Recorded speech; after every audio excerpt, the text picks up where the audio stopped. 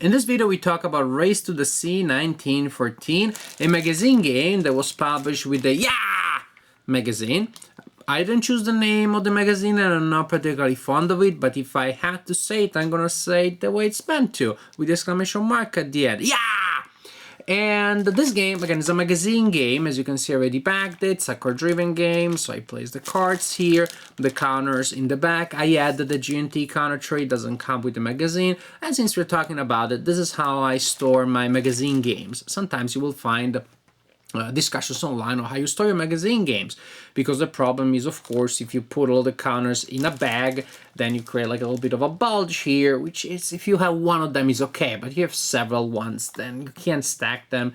They look weird as you line them up on a shelf. This way, with a counter tray, ta-da, becomes a regular shape that you can stack, or again, put several of them together on the shelf. Race to the Sea is about the opening moves of World War I.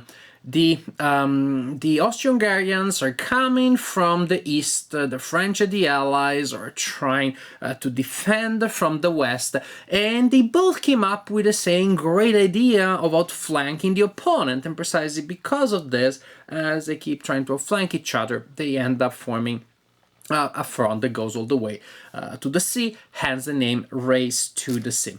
It is a game that is based on the same game system of another game by the same designer. The other game is called Dead Reckoning, and I reviewed it last week. So if you watch that video, you know almost everything you need to know about the gameplay of this one, at least about the game, the main engine. And of course, you have special events that are tailored to this specific setting here. You have a different map, of course, etc., etc. Oh, well, of course, you could have a zombie game about World War I, but we don't. It's a different map. So, if you watch my video for Dead Reckoning, you're already starting with an advantage. You already know most of the mechanics that I'm going to discuss. But for the common mortals that missed that video review, first let's have a general look at the game and see how the game plays, and then we'll talk about the game in general and the conclusions of my video. Here's the map of the game. It is printed on paper. It looks pretty nice. I like it. I like the overall look of the map. Simple but effective. Also, the map is very functional. An important feature of the map is this line here, which represents the historical trench line that the players are trying to move past. At the end of the game, you score points for control of key areas on the board, and one such key area is pretty much anything that is past the historical line, as the Germans are trying to move in that direction, and the French, the Allies, are moving in this other direction here.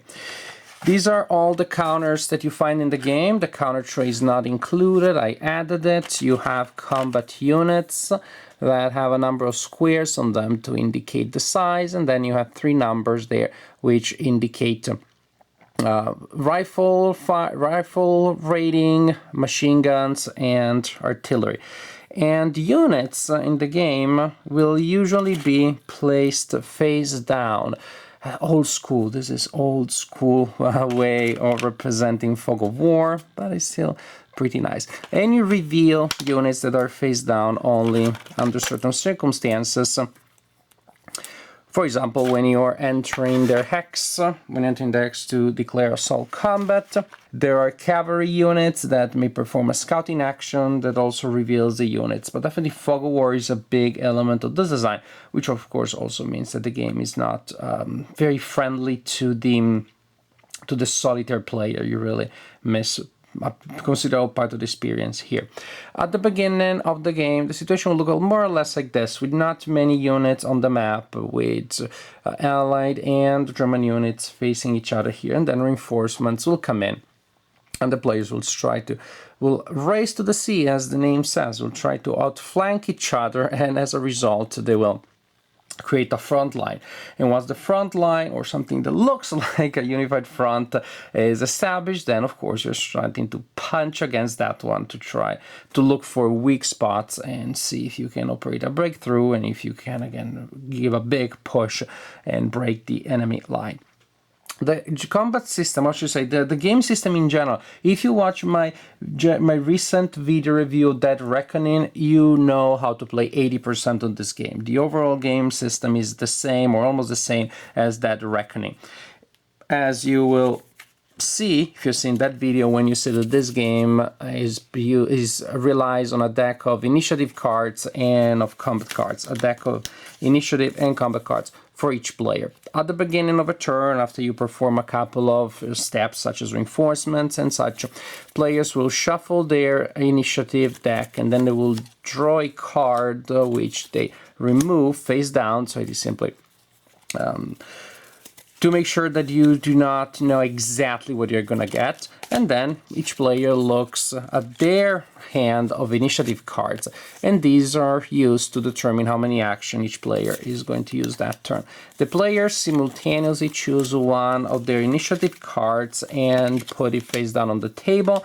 Then they reveal the cards, and the numbers on the cards will indicate the number of actions that they take. So each player takes a corresponding number of action tokens, and then they will perform action, and as you perform an action, you place your activated token on the unit that performed the action. This way you both keep track of which units have activated and how many actions you already have used and how many you still have. The player with the highest number of actions goes first for a number of impulses equal to the difference. So the 5 player will take 2 impulses, will perform 2 actions before the 3 action player goes. If both players use the same number, though, this is super tricky, lull in the action. If both players reveal the same number, then both cards are discarded and each player only gets 1 action for the present turn, which can be a big bummer if both players committed their biggest action. So you really have to time your actions well, thinking of what the opponent may be likely to do. When it is time to perform your actions, many of those are fairly standard things, such as, of course, you can activate units to move. All units move 3 movement points, with the exception of scouting cavalry. And of course, different types of terrain and obstacles will cost different number of movement points. You can attack using rifles, you can attack using machine guns, and combat, again, is very similar to what you find in Dead Reckoning, because combat pretty much is once you have set up the attack, you have decided which attack is going to be, each player draws a card from their combat deck and do what the card says. The first thing to do, though, is to check the top of the card to see if both players drew an event card or a card with the event indication. If that is the case, then you roll on a random event table and you implement the result. Otherwise, again, what simply happens is you look at the cards and do what they say based on who is attacking whom and how. If this side is attacking this side in using firepower, so not in a close assault, then you simply use this column, or you read this part for the attacker and this part for the defender. And vice versa, of course, as this side is attacking this side. This side is attacking this as assault on this side, then you use these 2 lines, and vice versa, this side is assault on this one. And it simply tells you pretty much this symbol means you inflict 1 hit, and then there's an if condition. For example, if you are attacking with machine guns and artillery against the opponent, then you are able to score a hit if your machine gun rating is 3 or 4, and a hit if your artillery is 3 or 4. As the defender, you get to cancel 1 hit if you're able to meet those requirements, either or both. And same applies here. Pretty much, it's very simple, it's very intuitive, because it is draw a card and do what it says. No die rolls, no combat tables, no things like that. Super simple. The system to assign damage, to assign hits during combat is particularly interesting, because there is a pool, much larger than this, of damage tokens that are put in an opaque container. And this reminds me a little bit of Conflict of Heroes, because this is a game in which different types of hits will have different effects. well, you draw, when you take a hit, you draw one of these counters and you place it under the unit that is suffering. And that, as you can see, the counter will cause reductions to the effectiveness of the unit. It is just that the reduction, the type of reduction will change. Here, for example, I'll have all of my numerical values reduced and my size reduced. Here, I will have my size reduced, but not all of my numerical values reduced, and so on and so forth. Also, there are these that casualty markers are two-sided, one for light casualties, one for heavy casualties. They're cumulative, so if I inflict a light casualty now and later inflict another light casualty, it turns into a heavy casualty. So a very interesting system here to assign damage. Again, very similar to what you have in Conflict of Heroes. If you know that game, you probably like that system because it's a fun way of assigning damage, and of course it works here too. You continue like this, so this is the general idea. You continue like this, then you have a couple of other options, other actions, upkeep situations to do based on historical events. You have force march, you may have sieges, etc., etc., etc. But this is the general idea. Each turn, each round of a turn, you commit an initiative card, assign action tokens, spend the action tokens, moving, attacking, scouting, and performing this kind of actions. Continue like this until the end of the game, and then you assign victory based on victory points. This is a nice little game. It's a small game from the point of view of the physical components. It's not particularly complicated. It's a perfect war game for beginners, and it's what you would expect from a magazine war game. These kind of games can usually are smaller. We don't expect endless replay value. We expect a good game that is a good companion to the magazine. But at the same time, that doesn't necessarily have to be a limitation, precisely because of the small, unassuming nature. Sometimes there's an opportunity for designers and publishers to take some risks, to experiment with some new ideas that maybe would be a little threatening, would feel a little daunting to try for the first time in a box game that requires a big investment of capital. Here, the game comes with a magazine. If people don't like it, they're still enjoying the magazine, etc., etc. But it just so happens that this is a good game, and just like its cousin or brother or sister, that Reckoning, it's also pretty original. It feels different from other games. It also relies on this idea that there is a lot of historical flavor and a lot of effects that have been hardwired into the cards. You flip the cards face up and combat happens, and you can easily see without any effort the theme shining through the mechanics. You can see the rifle fights, you can see the machine guns, you can see the effect of artillery support, etc., etc., etc. I like the system, and I tried it in 2 games, and I like both games. I like the system in general, I like the implementation of the games, and I see a lot of flexibility here. I think this is a system that can be used in a lot of other situations, and I do hope that the designer or other designers, acknowledging the source, will bring to life in other games too. I think this is a really nice idea. You have a simple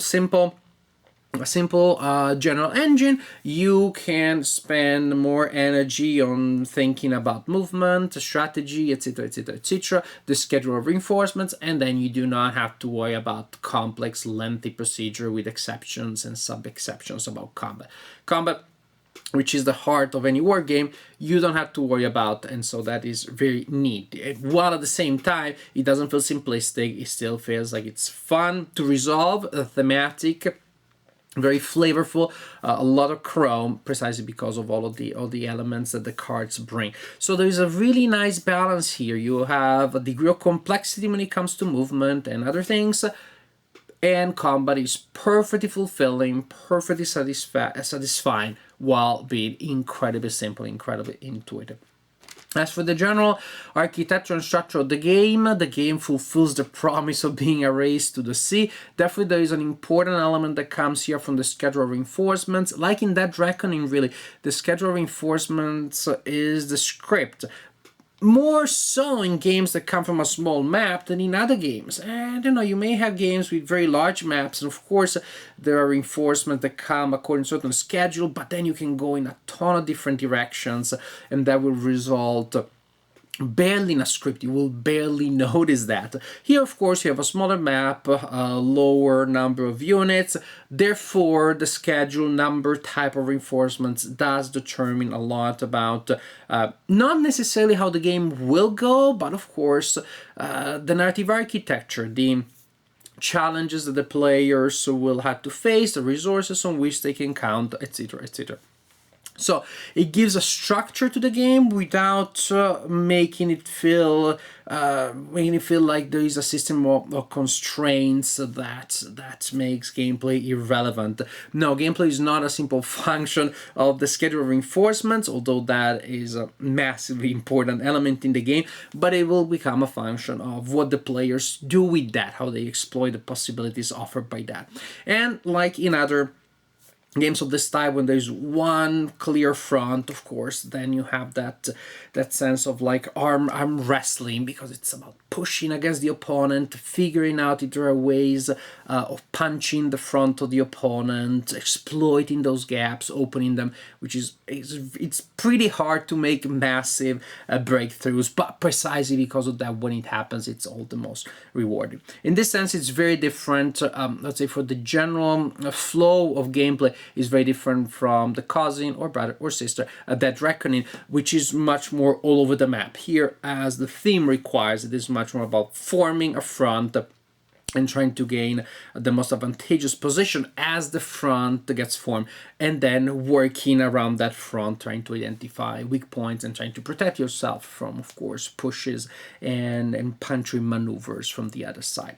Overall, really fun, simple game, nice, neat game. The magazine, magazine that it comes with is also pretty enjoyable. So good package, good magazine, and nice little game. Definitely ideal for anybody who has just started with wargaming, or anybody who wants to introduce new friends to wargaming.